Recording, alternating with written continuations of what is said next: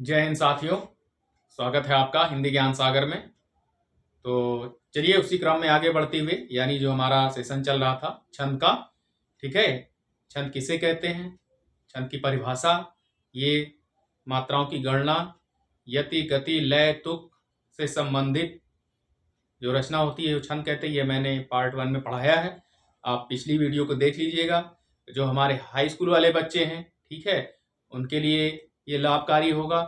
और जो हमारे दोस्त बंधु सखा बहनें देख रही जो TET, super TET, S TET या किसी भी एग्ज़ाम की तैयारी कर रही हैं या कर रहे हैं, उनके लिए भी ये लाभकारी है।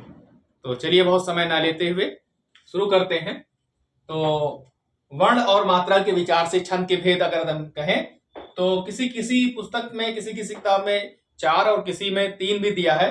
तो ये आपसे नहीं पूछा जाता है।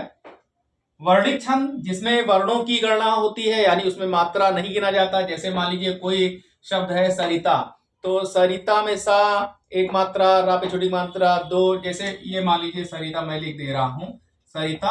अब ये देखिए एक मात्रा 2 मात्रा, तो बराबर 4 मात्रा हो गए। लेकिन वर्ण कितने, 1 2 3 गिने जाएंगे, ठीक है। तो वर्णिक छंद में वर्णों की गणना होती है, ठीक है, वर्णिक छंद। उसके बाद वर्णिक वृत्त, गणबद्ध या गणात्मक छंद भी कहते हैं। उसके बाद मात्रिक छंद, उसके बाद मुक्त छंद। मुक्त छंद को रबड़ छंद या केचुआ छंद भी कहते हैं। निराला जी ने इसे केचुआ छंद कहा है, ठीक है। तो कभी कभी एग्जाम में पूछ लेता है कि रबड़ छंद या केचुआ छंद किसे कहते हैं, मुक्त छंद को, ठीक है। यानी इसमें ना मात्राओं की ना वर्णों की गणना होती है, ठीक है, इसलिए इसको मुक्त छंद या केचुआ छंद या रबड़ छंद कहते हैं। नोट कर लीजिए। जो क्वेश्चन आते हैं एग्जाम में वो यहां से आते हैं, मात्रिक छंद से आते हैं, लगभग 99%। यानी मात्रिक छंद की बात करें तो इसमें मात्रा की गणना होती है। मात्रिक छंद 3 प्रकार के होते हैं। कौन कौन से? सममात्रिक छंद, अर्ध सममात्रिक छंद, विषम मात्रिक छंद। यहीं से सारे क्वेश्चन पूछे जाते हैं। सममात्रिक छंद जिसमें सभी वर्ण समान होते हैं, यानी सभी वर्ण जो मात्राएं होती है वो समान होती है, ठीक है। यानी जो मात्राएं होती हैं सभी 4 चरण होते हैं। जैसे मान लीजिए कि 1 चरण, 2 चरण, 3 चरण, 4 चरण, या इस तरह से यहां पर यति हो गई, ठीक है, यहां पर यति हो गई, यहां पर यति हो गई। तो ये 1 चरण, 2 चरण, 3 चरण, 4 चरण, इस तरह से 4 चरण होते हैं। और चारों चरणों में या तो 16-16 होगी, या तो 24-24, या तो 26-26, या 28-28 क्या होंगे, मात्राएं होंगी, ठीक है। यानी समान होगी, सभी मात्राएं समान होगी। 16, 24, 26, 28 किसमें? चौपाई, रोला, गीतिका, हरि गीतिका। ये हम नेक्स्ट वीडियो जब बनाएंगे, नेक्स्ट क्लास में आपको बताएंगे, ठीक है। तो सममात्रिक जिसमें सभी मात्राएं समान होती हैं, यानी सभी चरणों में समान मात्राएं होती हैं, 16 हो चाहे 24 हो चाहे 26 चाहे 28 हो। अब बात करते हैं अर्ध सममात्रिक छंद की। तो अर्ध सममात्रिक छंद में कौन कौन से छंद आएंगे? दोहा, सोरठा, बरवै, उलाला। दोहा में 4 चरण होते हैं, दोहा में भी 4 चरण होते हैं। 1 चरण, 2 चरण, 3 चरण, 4 चरण, ठीक है। 13 और 11, 13 और 11, 13 और 11 पर यति होती है। यहां पर यति होती 13-13 पे, ठीक है।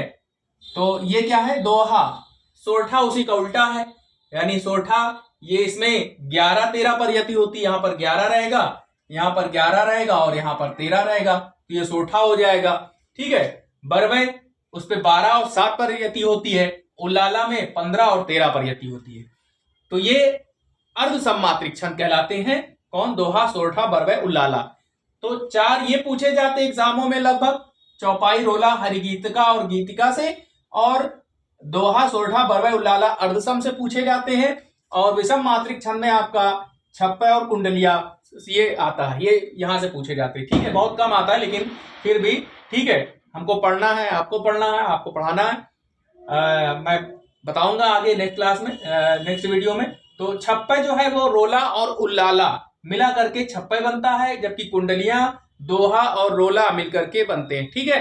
तो जब हम पढ़ाएंगे 1 बाय 1 स्टेप करके ले चलेंगे आपको, ठीक है, एक एक चीज बताएंगे, एक एक चीज समझाएंगे।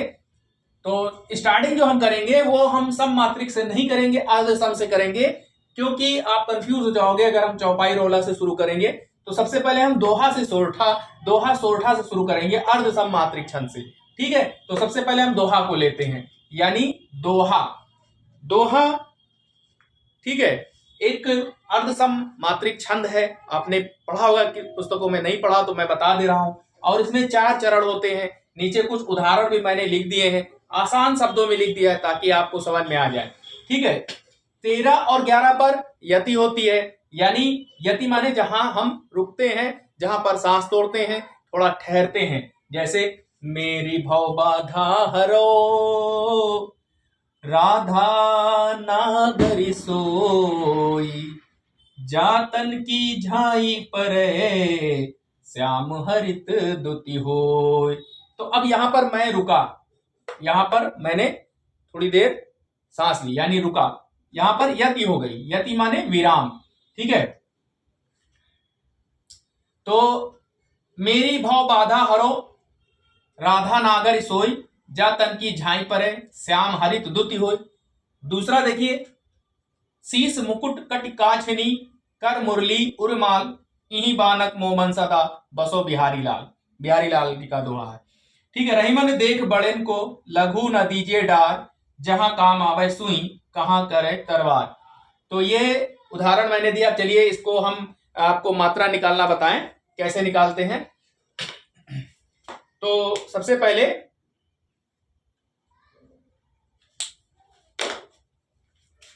देखिए, ये मैंने पहली वीडियो में आपको बताया है, फर्स्ट पार्ट में।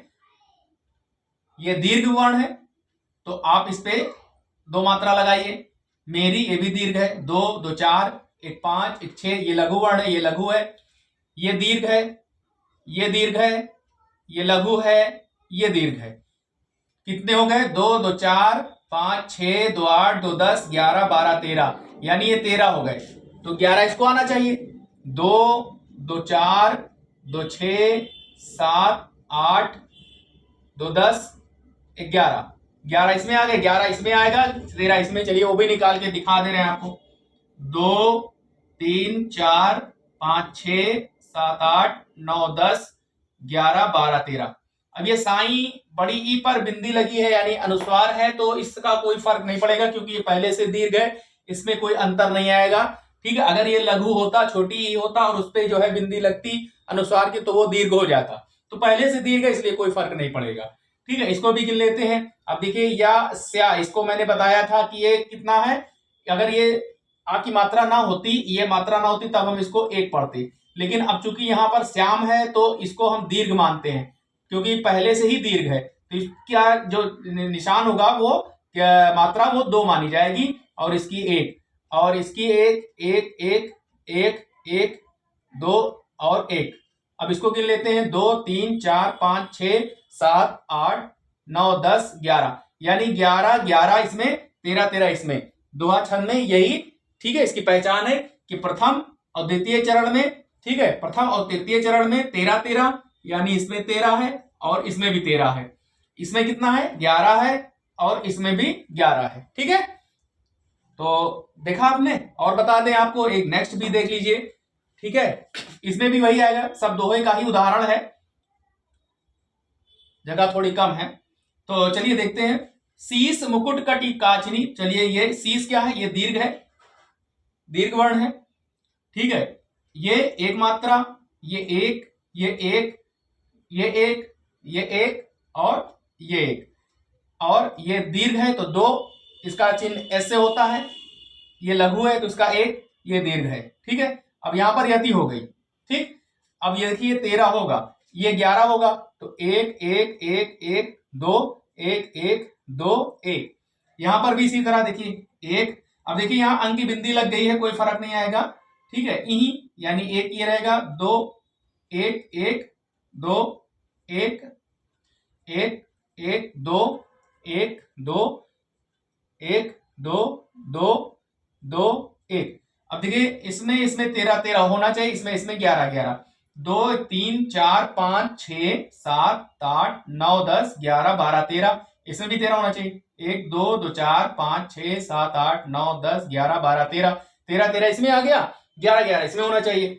1 2 3 4 2 6 7 8 9 10 11 और 1 2 3 4 5 6 7 8 9 10 11, यानी इसमें भी ऐसे ही है। आप स्क्रीनशॉट ले लीजिए, सेव कर लीजिए, वीडियो में आप गिन के देख लीजिएगा। मैंने 2 बता दिया गिन करके। इस तरह से मात्रा निकाली जाती है। जो लघु वर्ण होती है इसकी एक मात्रा, उसको खड़ी पाई से ऐसे लगाते हैं, यानी 1 बना देते हैं, और जो दीर्घ होता है उसका चिन्ह ऐसे कर देते हैं, एस बना देते हैं, उसको 2 मात्रा मानते हैं। तो आपको मालूम हो गया कि दोहा में जो है वो प्रथम और तृतीय में 4 चरण होते हैं। ठीक है, प्रथम और तृतीय में, ये पहला चरण, ये दूसरा चरण, ये तीसरा चरण, ये चौथा चरण। प्रथम और तृतीय में कितने कितने? 13 इसमें, 13 इसमें। द्वितीय और चतुर्थ में कितने? 11 चरण होते हैं। ये दोहा छंद का उदाहरण है। तो अगली नेक्स्ट वीडियो में आपको सोठा बताएंगे, 1 बाय 1 एक एक करके समझाएंगे, आपको समझ में आएगा। बहुत लॉन्ग वीडियो नहीं है, आप इसको देखिए और आपके लिए लाभकारी होगा। अपने जो दोस्त हैं उनको भी आप इसे सेंड कर दीजिए, जो आपके नाते रिश्तेदार हैं, आपके पड़ोसी हैं, उन बच्चों को भी बताइए। एकदम क्लास फ्री है, ठीक है। और कमेंट बॉक्स में हमें जरूर बताइए कि आप हमें कहाँ से देख रहे हैं। तो क्लास देखने के लिए आप सभी लोगों को, आप सभी बच्चों को, आप सभी भाई बहनों को हृदय से धन्यवाद।